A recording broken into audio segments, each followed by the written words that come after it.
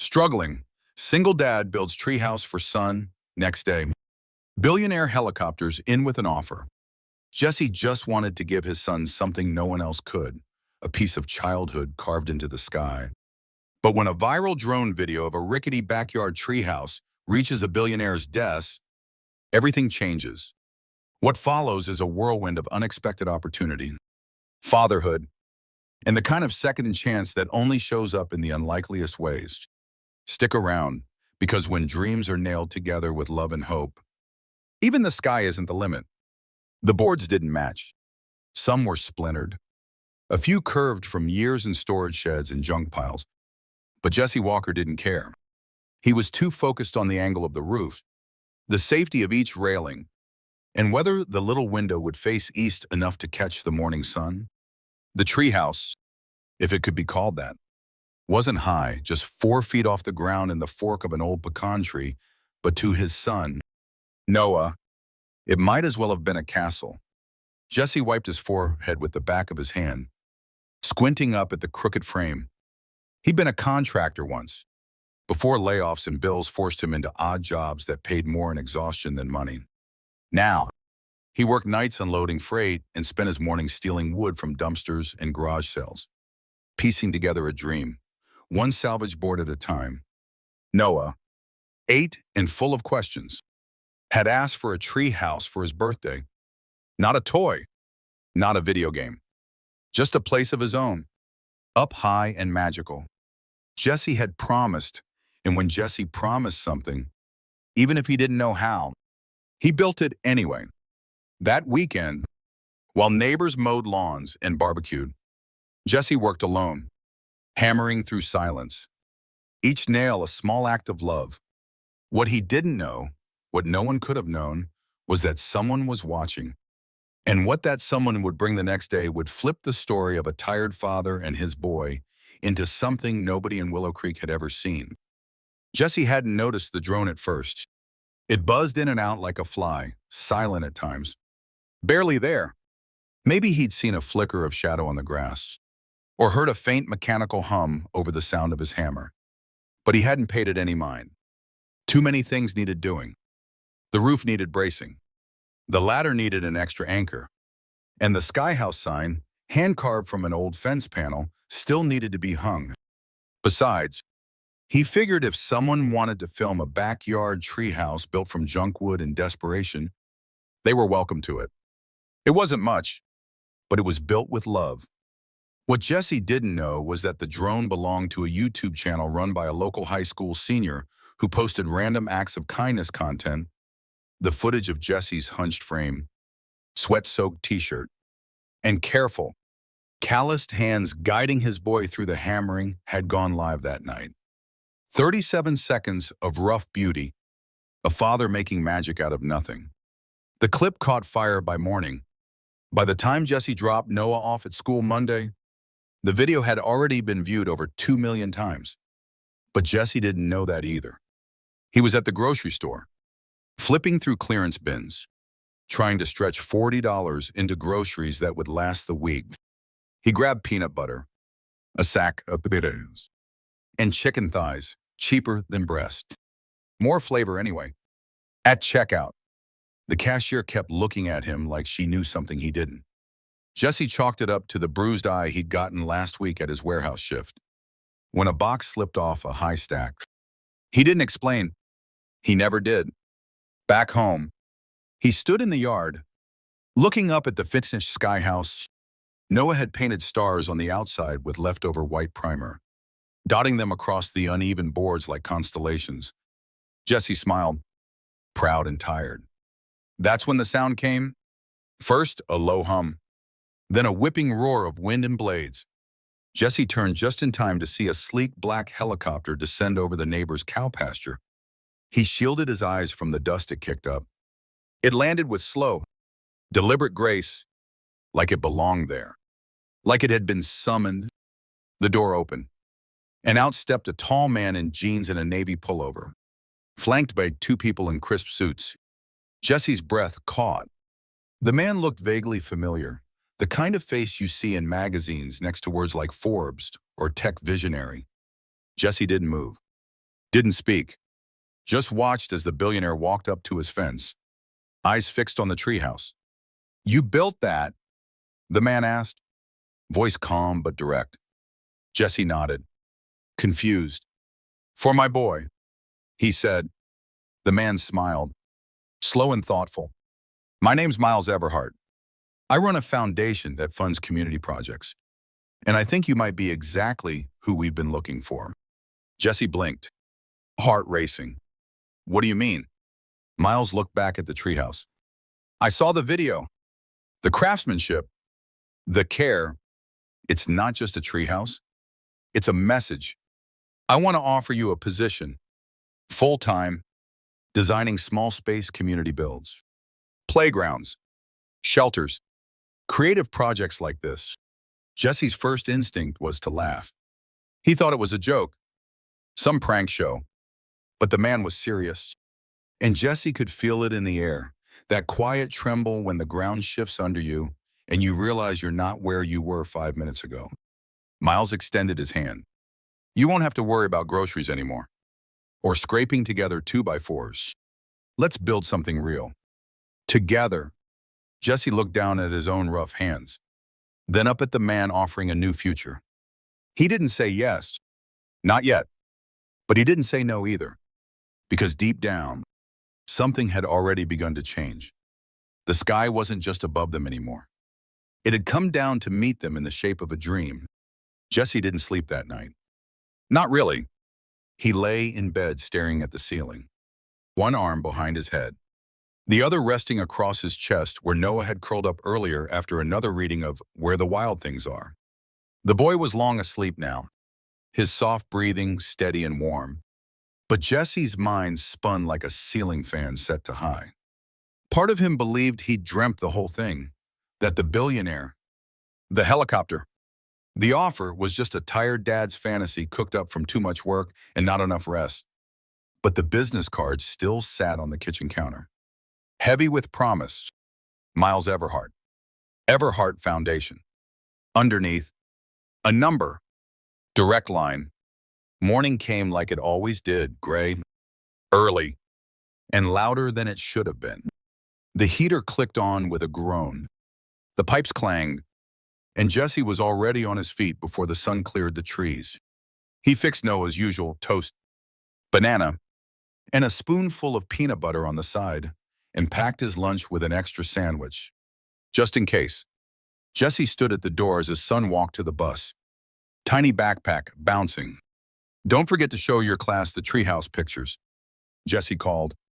Noah grinned, gave a thumbs up, then disappeared into the yellow blur. The second the bus turned the corner, Jesse grabbed the card. His hands didn't shake until he actually dialed. Miles answered on the second ring. I was hoping you'd call. There was something easy about the man's voice, something that made Jesse feel like he wasn't just being offered a job but a bridge. They arranged to meet that afternoon.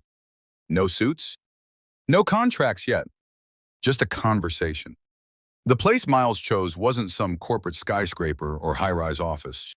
It was a 2-story red brick building in the heart of downtown, once a textile mill, now a co-working space and design lab filled with mismatched furniture, whiteboards scribbled with ideas, and the faint smell of espresso. Jesse stepped inside wearing his cleanest flannel shirt, still frayed at the sleeves.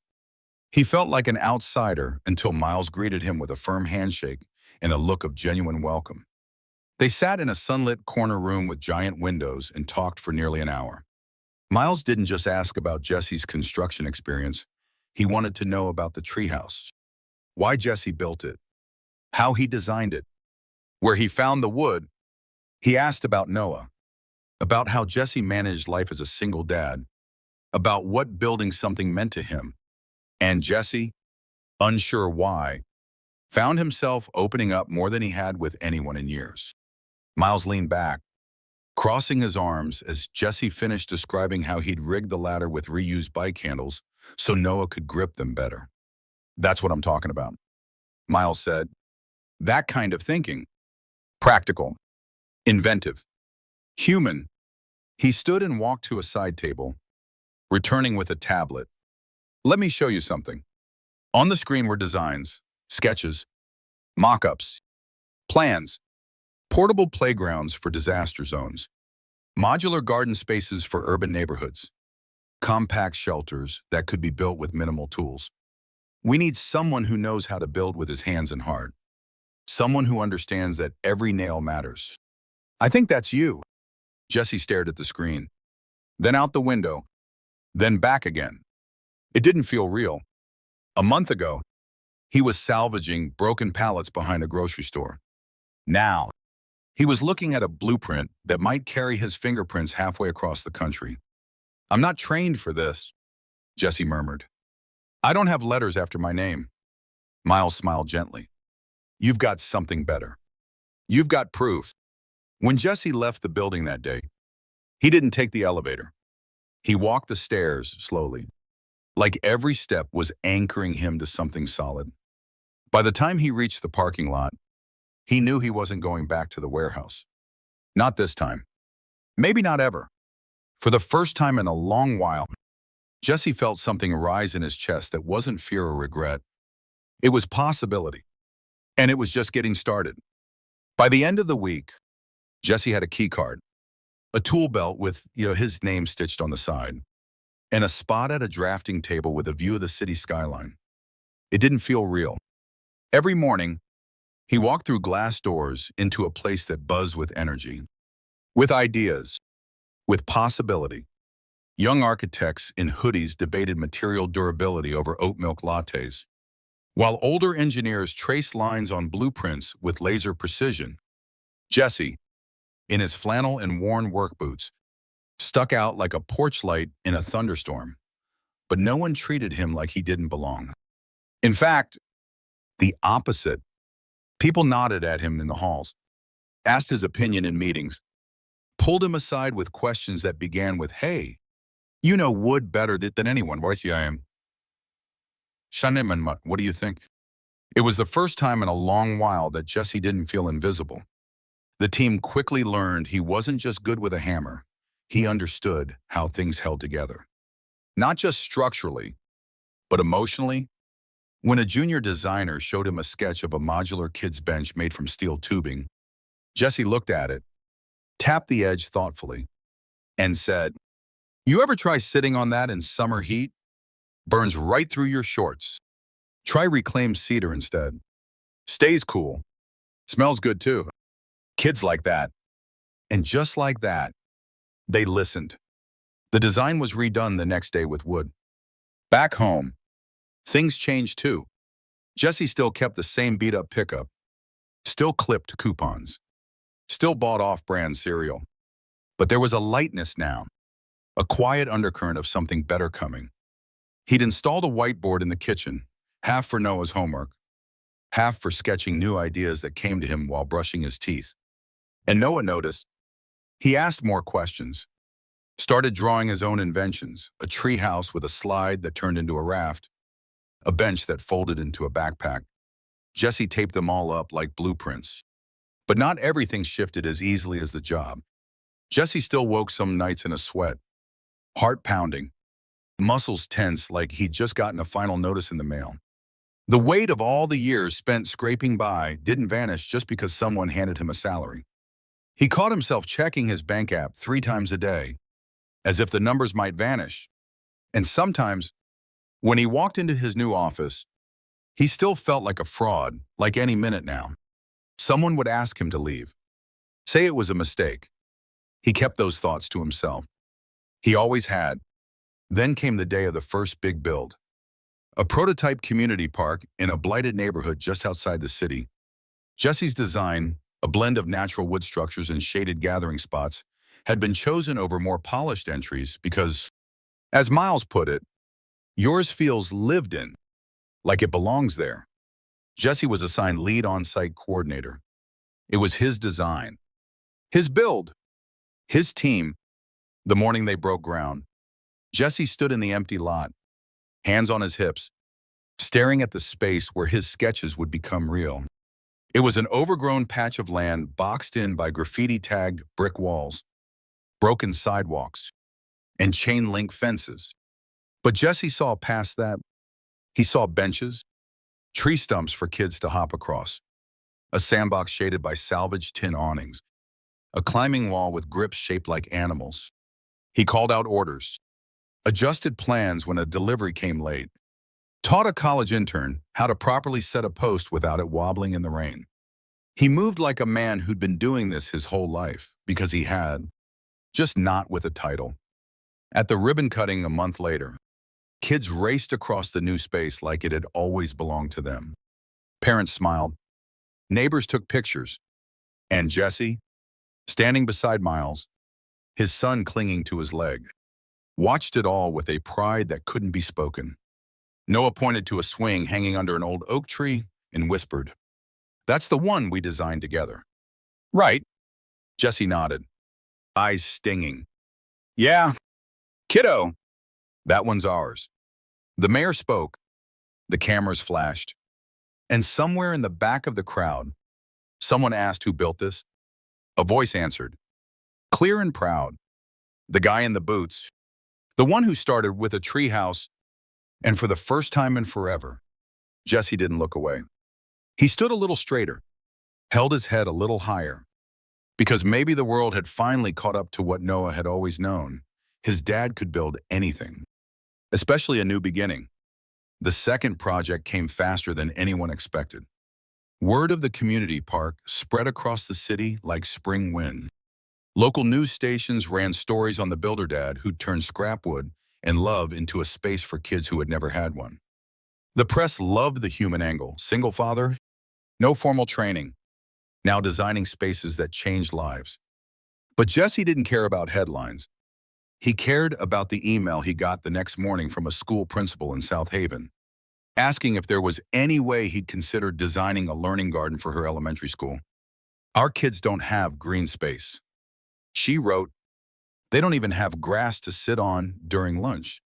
But I saw what you did. And maybe you'd want to help us too." Jesse read that email 3 times. He leaned back in his chair. Chairman stared at the ceiling, the soft hum of the office around him fading into the background. It still caught him off guard, this idea that people were reaching out to him, not for charity, not for pity, but because they believed in what he built. He printed the email, slid it into a folder labeled Real Things, and walked straight into Miles's office. "I want to do this," he said. Miles didn't even hesitate. "Then let's get to work." South Haven Elementary sat in a tired part of town, where playgrounds were often replaced with parking lots, and school lunches were sometimes the only meal of the day. The kids were sharp-eyed, quick-witted, and louder than they should have been, but Jesse liked that. It meant they hadn't given up. He brought Noah with him on the first site visit. They walked the cracked asphalt behind the school where weeds pushed up through forgotten seams. "Where would you build it?" Jesse asked his son. Noah tilted his head, looked at the space, then pointed to a corner shaded by a lopsided fence. "Right there. That's where the butterfly bench goes." The plan grew from there, garden beds shaped like puzzle pieces, benches with animal carvings, rain catchers painted in bright colors. Jesse used reclaimed wood, donated soil, and a lot of patience. Oh, hatoy patience. He taught kids how to plant basil, how to hold a trowel, how to build something that didn't need batteries to bring joy. Every Friday, he held builder club sessions after school, where kids could sand planks and paint signs. Some of them had never used a hammer before. Some had never seen a butterfly up close. But they showed up week after week. One afternoon, as Jesse was laying out stepping stones made from broken tiles, a boy named Micah tugged his sleeve. "Hey, mister." "Jesse, why do you come here?" Jesse wiped sweat from his brow, crouched down, and said, "Because when I was your age, someone should have built me a place like this. And I want to make sure you get what I didn't." Micah nodded like he understood something deeper than his years, then handed Jesse a tile painted with the words, "You're a good builder, Mr. Jesse." But even as the work grew more fulfilling, Jesse felt the old weight creeping back in. Not from the job, But from his past, there were still bills from years ago in a shoebox under his bed, still debts owed, and most of all, still a voice that sometimes whispered, "You don't belong here." That voice got louder the closer he got to something good. He didn't tell Miles, he didn't tell Noah, but one night, while reviewing a final sketch for the South Haven garden, he found himself staring at the lines and shaking his head. What if this was all a fluke? What if he wasn't enough? That's when he heard Noah's voice from the hall. "Dad, you coming to bed?" Jesse turned, startled, the sketch still in his hand. "In a minute, bud."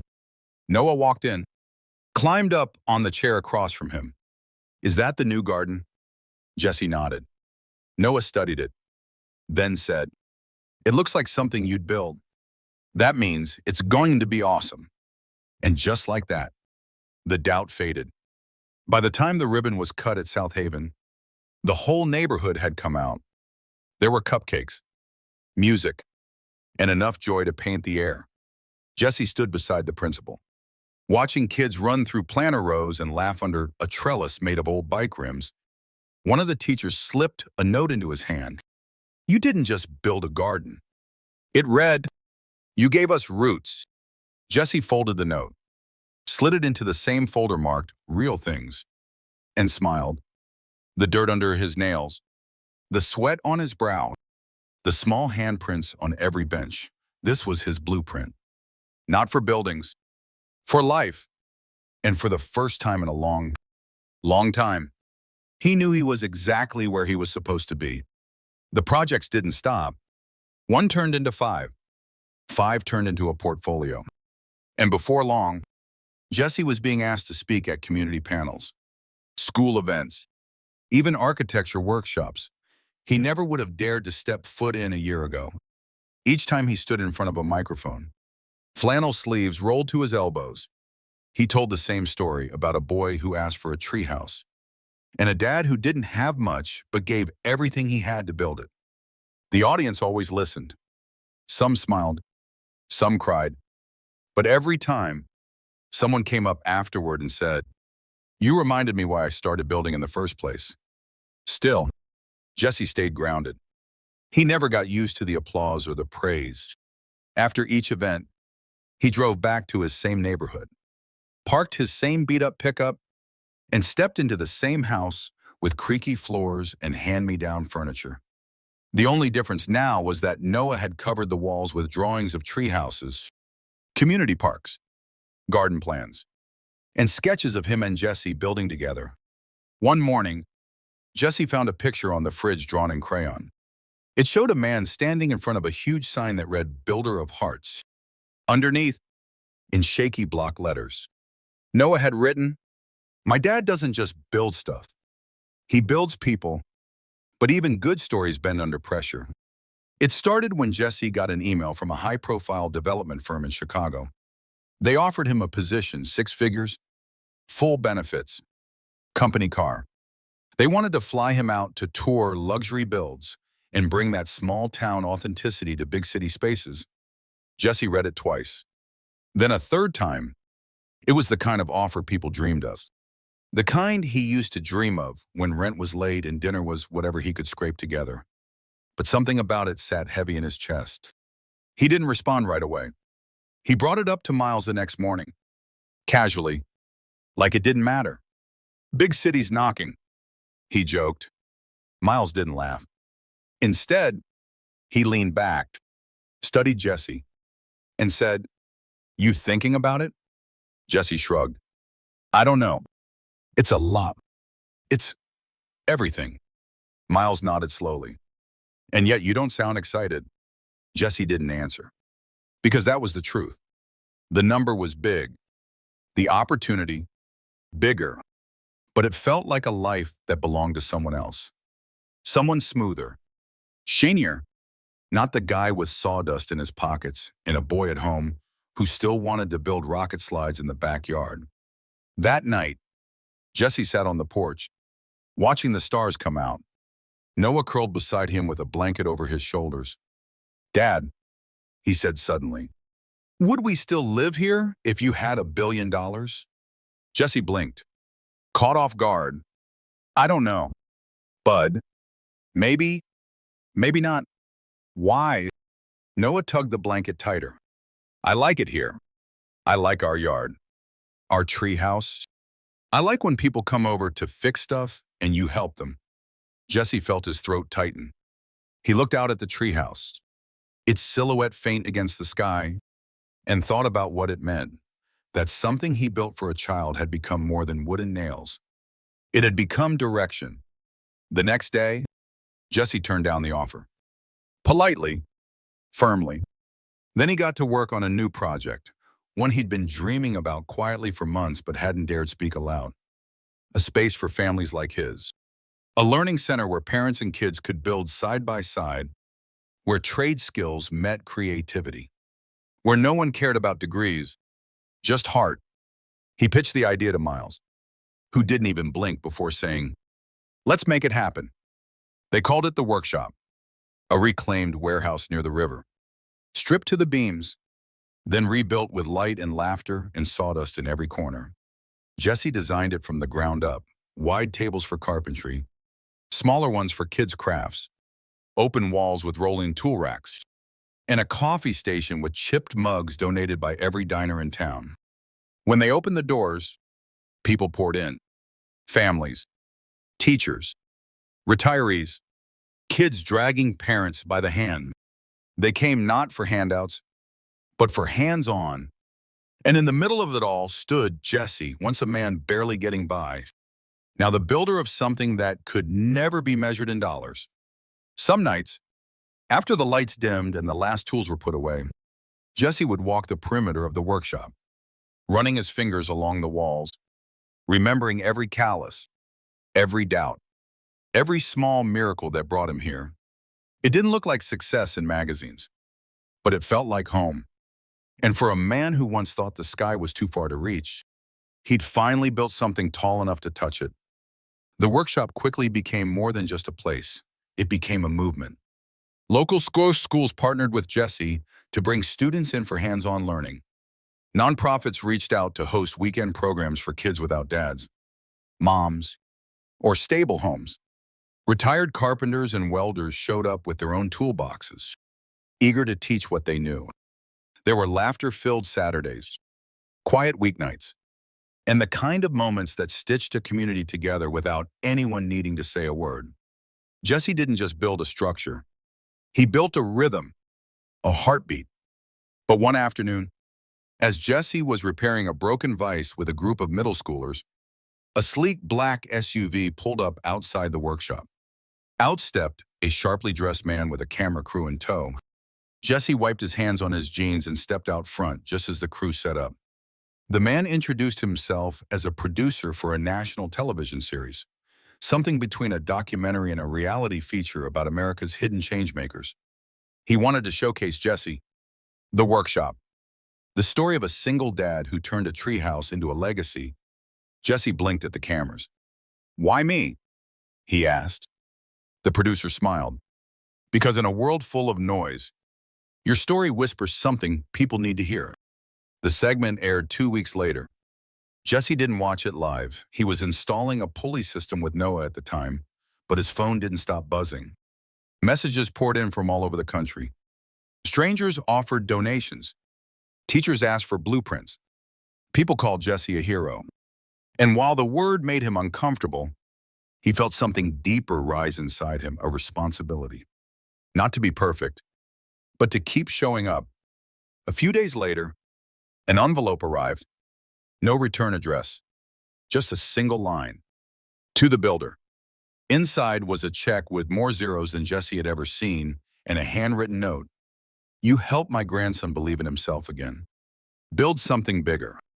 Keep going. Jesse stood at the kitchen counter, staring at the letter. Noah peeking over his shoulder.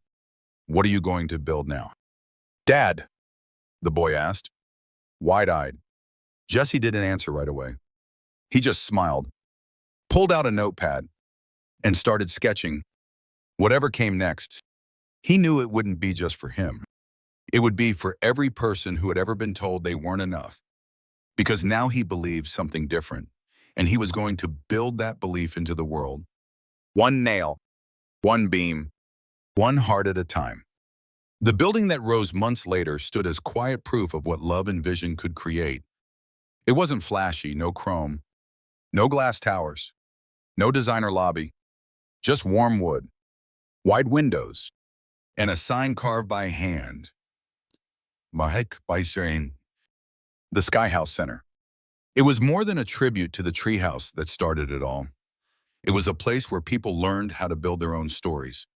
Inside, classrooms held more than tools. They held second chances. Single parents learned trade skills. Veterans taught apprenticeships. Kids painted dreams across the walls. No one asked about degrees. They asked what you wanted to build next. Jesse kept his office small, tucked behind the community room. He didn't need a title on the door. Everyone knew where to find him. Most days, he wore the same boots, the same flannel, the same quiet focus. When someone asked him how he got here, he'd always smile a little and say, "It started with a promise to a boy and a few planks of wood," but those closest to him knew better. It started the day Jesse chose to believe that building something small for someone you love could change the course of everything.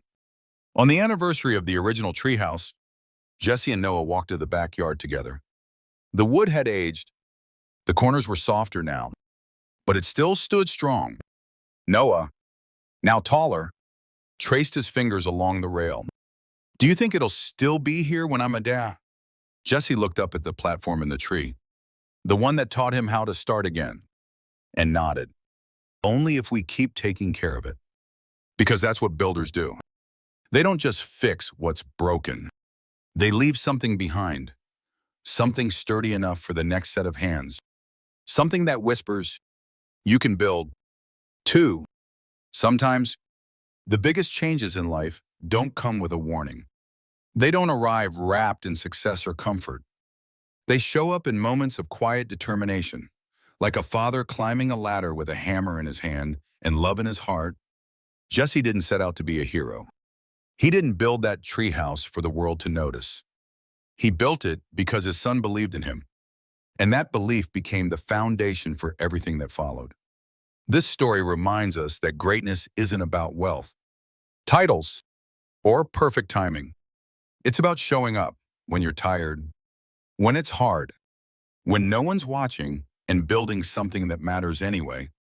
If this story touched your heart, if it reminded you that love can build legacies, and that even the smallest acts of kindness can echo across lifetimes, we invite you to share it. Tag someone who needs encouragement. Leave a comment if you've ever built something that changed your world.